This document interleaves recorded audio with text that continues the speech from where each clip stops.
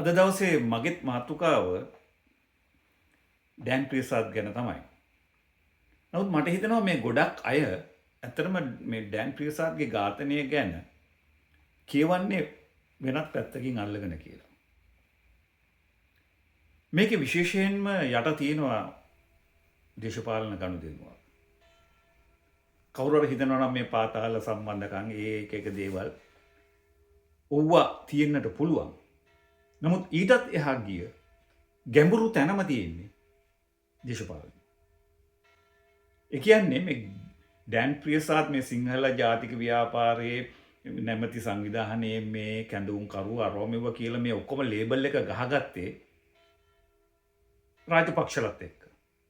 ඒ රාජපක්ෂලට support කරන්න ඕන හින්දා තමයි ඒ ලේබල් එක ගහලා අනිත් පැත්තෙන් ගලබොඩ ඥානසාරගේ ඒ සිංහල කතන්දරෙත් එක්ක සාදුවත් අනුගමනය කරමින් මේ ඩෑන් ප්‍රියසාද් මේ ගීම ගැහුවේ දේශපාලනය සහ මැර දේශපාලනය සඳහා කිසියම් අවස්ථාවක් ලබා ගන්නට. ඒක හරහා විශේෂයෙන්ම ඔබ හොඳටම දන්නවා ඇති මහින්ද රාජපක්ෂලා කියන අයට රාජපක්ෂ පරම්පරාවට චණ්ඩි ඕනෑ කර තිබේ.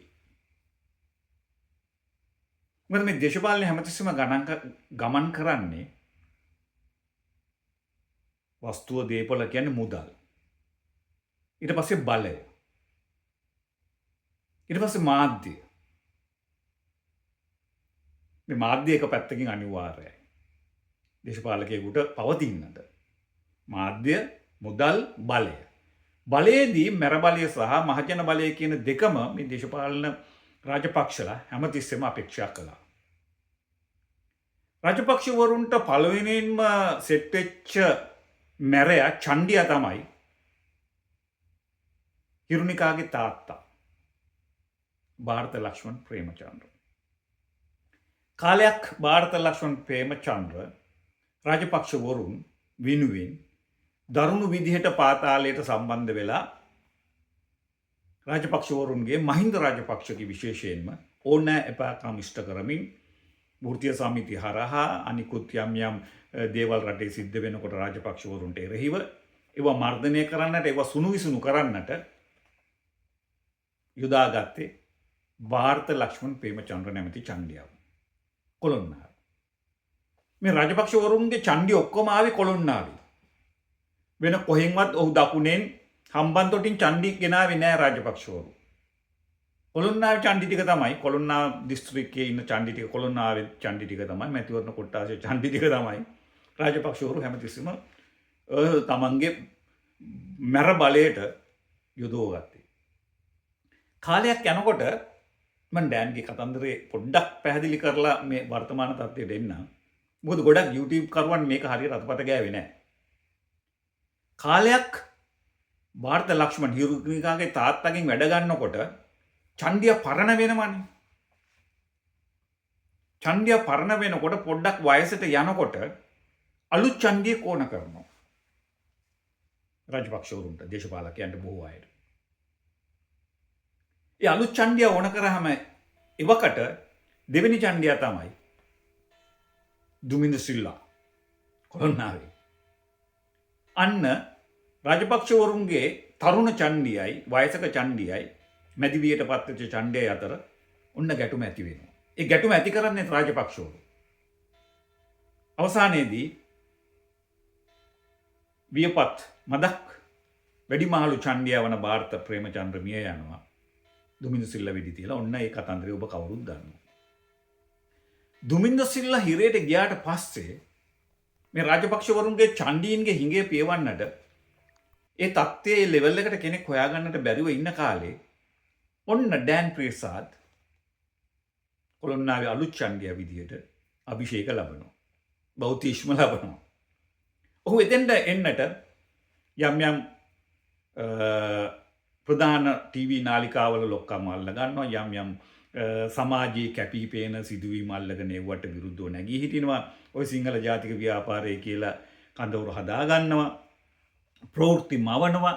අර ගලබොඩ ඥානසාරගේ සිංහල බෞද්ධ කතන්දරේ අරගෙන අනිකුත් ආගම් වල අයට විරුද්ධව නැගී සිටමින් ඔන්න මෑන්ස් පෙළහර පානවා. අපි කියන්නේ පෙළහර පාන ශිල්ප දක්වනවා.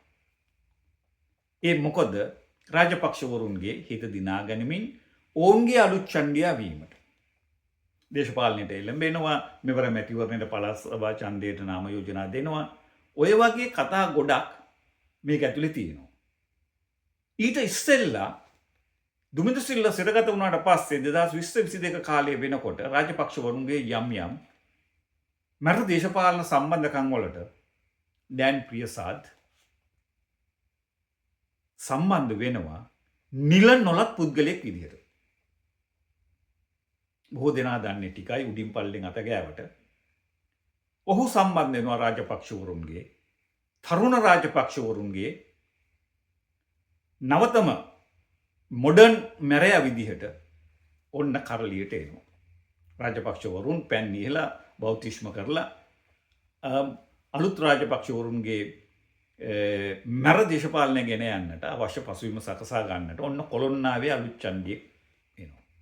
ඒ ඡන්දය තමයි මේ ඩෑන් ප්‍රියසාද්.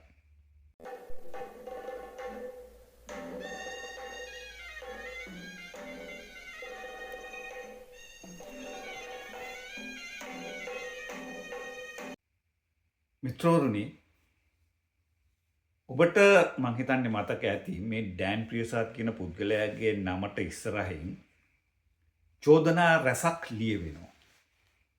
ඒ කියන්නේ 2017 වගේ කාලේ ඉඳලා මතක ඇති අර ගල්කිස්සේ සරණාගතයන් පිරිසක් ඇවිල්ලා ඉන්නකොට ඒ ගිහිලා පහර දීපු දේවල්, ඒ වගේම ජාතිවාදීව වපුරන්නට ගලබොඩ ඥානසාර සාදු වගේම යම් යම් අවස්ථාවල ඔහු කරපු හැල හැප්පීම් සහ ක්‍රියාකාරකම්, ඒ වගේම 2022 මැයි මාසේ අරගල සාමකාමී අරගලයට ගිහිල්ලා ගාලු මෝදර ඒ සාමකාමී අරගලයේ තියෙන විරෝධතා කරුවන්ට පහර දෙන්නට සහ ඒකටත් ඔහුව නම් කරලා තියෙනවා. ඔය වගේ මීට අමතරව මුස්ලිම් ව්‍යාපාරිකයන් සහ මුස්ලිම් කොළොන්නාව මීතර මුල්ල ප්‍රදේශයේ 2019 දී මුස්ලිම් ජනතාව සමග ඇති කරගත්ත ප්‍රශ්න අධිකරණයට පවා ගිහිල්ලා තිනවා. ඔයගේ සිදුවීම් රාශියක් ඔහුගේ නම පිටිපස්සේ ලියවෙනවා. තවත් සමහර සිදුවීම් සිදු වුණත් මේකට ආසන්නම හේතුවක් විදිහට පොලිසිය සැක කරන තවත් පියපොතු දෙපළක් මුස්ලිම්. ඔවුන්ට පහර දෙන්නට ගිහිල්ලා බෝතලයක් අදලා ගහන්න ගිහිල්ලා අයින්න ගිහිල්ලා ඩෑන් ප්‍රියසාද් ඊට පස්සේ පියා අනිවාර්යයෙන්ම ඩෑන්ට ගේමක් ගහනවා කියලා කිව්ව කතාවක් ඒක පිටිපස්සෙත් දැන් පොලිසිය පන්නනවා. ඒ වගේම මේ සම්බන්ධව දැන් පරීක්ෂණ කරන අතරතුර ඩෑන් ප්‍රියසාද්ගේ බිරිඳගේ නැගණිය වක්‍රව සම්බන්ධයි කියලා තව කතාවක් යනවා. ඔයගේ කතා ගොඩක් යනවා. නමුත් YouTube එකේ ගොඩක් අය කතා කරන්නේ ඔයගේ ගොසිප් පැත්තට බර වෙච්ච සිදුවීම් මිසක් මේ ඇත්ත පැත්තේ දිහා බැලුවොත් ඔයිට පොඩ්ඩක් වෙනස්. ඒ කියන්නේ ඩෑන් ප්‍රියසාද් කියන චරිතය ඉදිරි අනාගතයට ආයෝජනයක් විදිහට තමයි රාජපක්ෂවරුන්ගේ අලුත් පරපුරට ආයෝජනයක් විදිහට තමයි මෙයාව තියාගන්නට හැදුවේ. නමුත් රාජපක්ෂවරුන්ගේ පෙර වැරදිවලට ඩෑන් ප්‍රියසාද්ගේ යම් සම්බන්ධකමක් තිබුණා. චිරන්ති රාජපක්ෂගේ අයියා හරහා ඩෑන් ප්‍රියසාද්ගේ ගෙනිච්ච ගනුදෙනු කිහිපයකුත් යට ගියාට ඇතම් පිරිස් ඒ ගැන දන්නවා. ඉංග්‍රීසි පුවත්පත්වල ඔක තියෙනවා.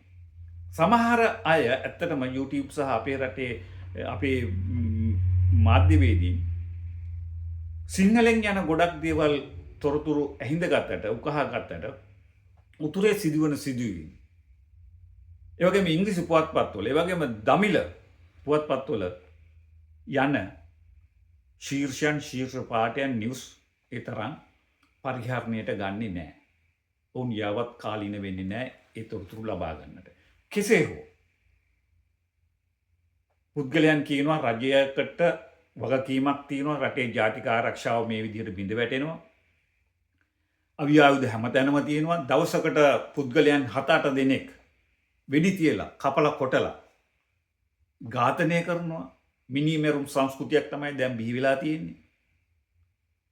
පුද්ගලයෙකුට දේශපාලන වශයෙන් හෝ Taman කැමති පිලක් තෝරගන්නට පුළුවන් බව ඇත්ත. නමුත් ඔවුන් ඝාතනය කරන්නට බෑ. ඔහු දරන මත ආගමික වශයෙන් හෝ දේශපාලනික වශයෙන් දරන මත පිහිටලා පුද්ගලික ජීවිතයකට හානි කරන්නට බෑ.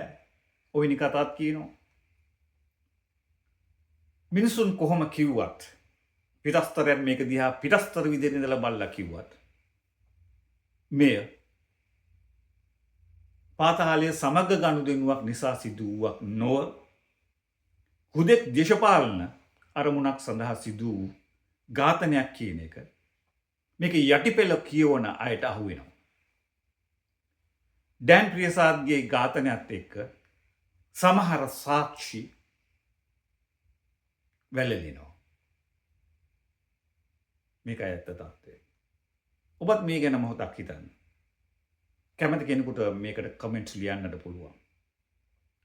කොළොන්නාවෙන් ඇරෙන්නට රාජපක්ෂවරු තමන්ගේ බලය තහවුරු කරගන්නට තමන්ගේ අවශ්‍ය මැර දේශපාලනය ගෙන යන්නට වෙන කොහෙන්වත්